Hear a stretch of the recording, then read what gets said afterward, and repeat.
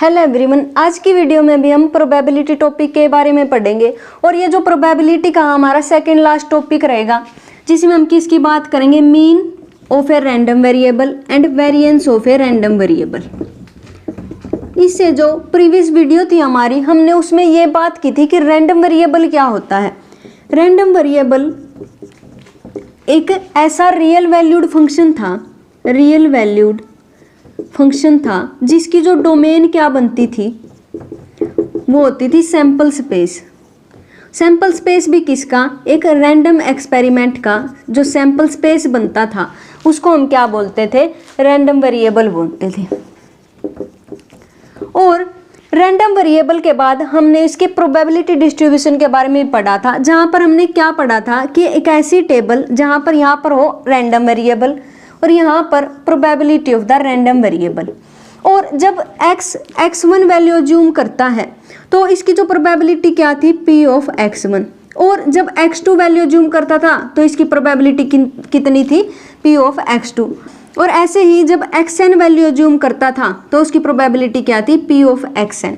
इस तरीके की हमने एक टेबल कंस्ट्रक्ट की थी जिसको हमने प्रोबेबिलिटी डिस्ट्रीब्यूशन का नाम दिया था। और इन सब का जब मैं सम करती थी वो कितना बनता था, 1 बनता था। तो आज हम बात करेंगे कि मीन कैसे कैलकुलेट करते हैं किसी भी रैंडम वेरिएबल का।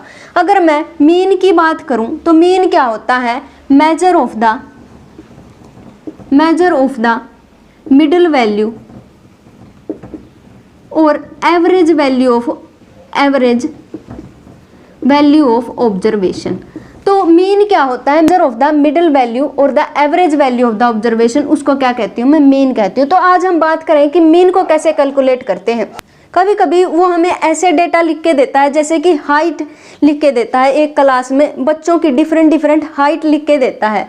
तो उसमें हम क्या करते हैं, जैसे 5 बच्चों की हाइट उसने लिख के दी है, जैसे 50, 51, 50 एंड 55 तक।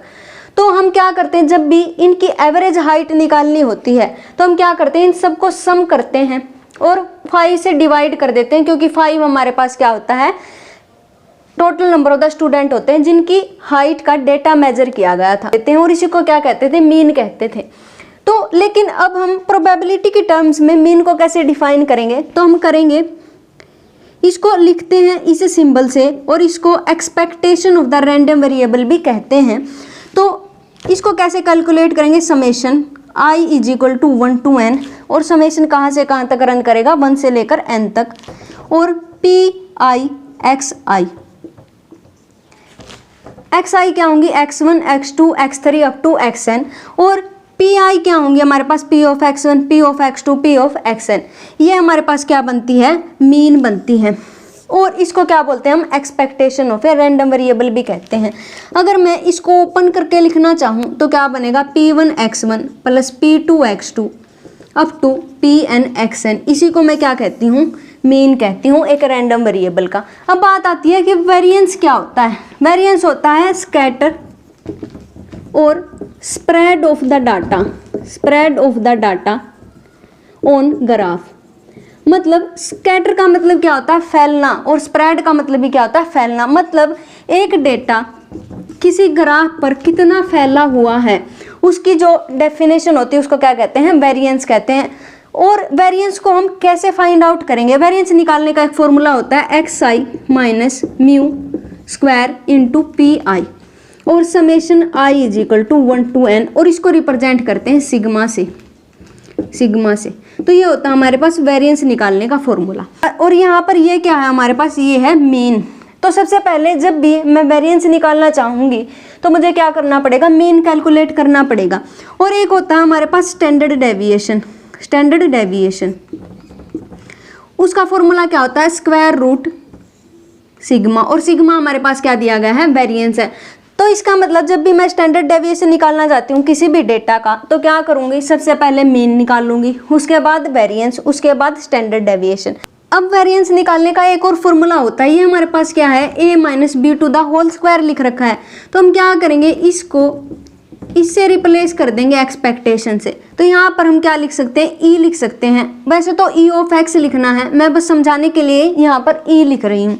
तो अब हम जब इसको ओपन करेंगे तो हमें क्या मिलेगा, xi square plus E square minus 2EXI, ऐसा कुछ हमें मिल जाएगा। और बाहर क्या रहेगा, PI रहेगा। तो यहाँ से जब मैं इसको ओपन करूँगी तो क्या मिलेगा, summation XI square into PI plus summation I run from 1 to n E square into PI minus 2 summation I from 1 to n और E of XI into PI। लेकिन ये XI PI और समेशन है साथ में, तो ये क्या बन जाता है, ये E ही बन जाता है। तो यहाँ से हमें क्या मिलेगा, 2E स्क्वायर। और यहाँ से हमें क्या मिलेगा, इस E को तो मैं बाहर ले जाऊंगी और summation I run from 1 to n PI क्या बन जाता है, इन सब का सम P of x1 plus P of x2 plus P of xn। तो यहाँ से हमें क्या पता चलता है कि इनका सम तो हमारे पास 1 था, तो ये तो 1 के इक्वल हो जाता है। तो यहाँ से हमें क्या मिलेगा, E square minus 2E square. तो यहाँ से हमें क्या मिल जाएगा, माइनस E स्क्वायर। और यहाँ से इसको मैं क्या लिख सकती हूँ, XI square PI summation I run from 1 to n। और ये हमारे पास क्या होता है, E of x square minus E square of x। तो ये होता है हमारे पास एक वेरिएंस निकालने का दूसरा फॉर्मूला।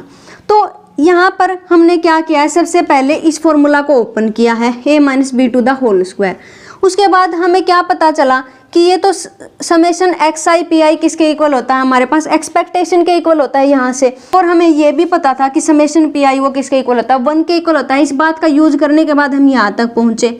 और यहाँ से हमें यह पता है ये क्या होगा, एक्सपेक्टेशन ऑफ x स्क्वायर, मतलब पहले जो रैंडम वेरिएबल है उन सब का क्या करना है, x स्क्वायर करना है।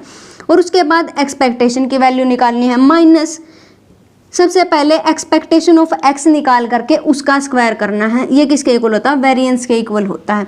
तो यही थी हमारी आज की वीडियो, जिसमें हमने मीन और variance of a random variable के बारे में पढ़ा। इससे नेक्स्ट वीडियो में हम बर्नौली ट्रायल्स के बारे में पढ़ेंगे। तब तक के लिए stay connected, have a nice day, thank you.